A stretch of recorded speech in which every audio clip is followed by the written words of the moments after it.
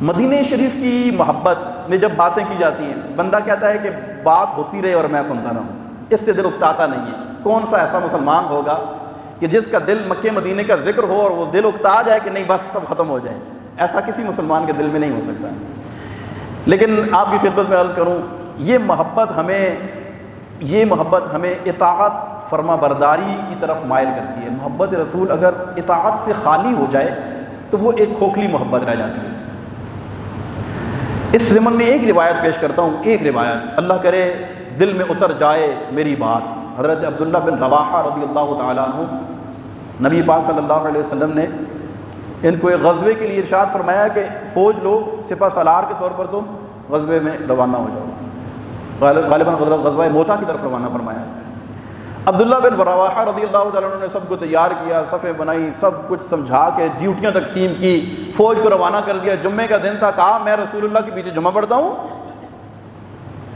نبی پاک صلی اللہ علیہ وسلم کی زیارت کروں گا، اس کے بعد روانہ ہوں گا۔ پتہ نہیں اس کے بعد واپس زندگی میں آنا نصیب ہوتا ہے یا نہیں ہوتا۔ خیر سب کو روانہ کر کے رک گئے، جمعہ ادا کیا۔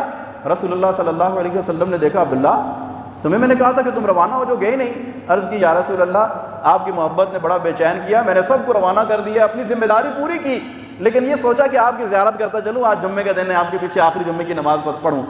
نبی پاک صلی اللہ علیہ وسلم نے ارشاد فرمایا، عبداللہ بن رواحہ اگر زمین اور آسمان کے درمیان جتنا خلا ہے اس کو سونے سے بھر دیا جائے اور وہ سارا سونا تجھے مل جائے، تو اللہ کی راہ میں خیرات کرے، پھر بھی جو صبح چلے گئے ہیں ان کے ثواب کو نہیں پہنچ سکتے۔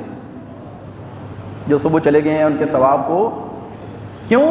صبح جانے والوں نے میری بات مان لی، تم اگرچہ رکے میری محبت نہیں ہو، لیکن صبح جانے والوں نے کیا کیا؟ میری، کاش ہم بھی رسول اللہ کی بات ماننے والے بن جائیں۔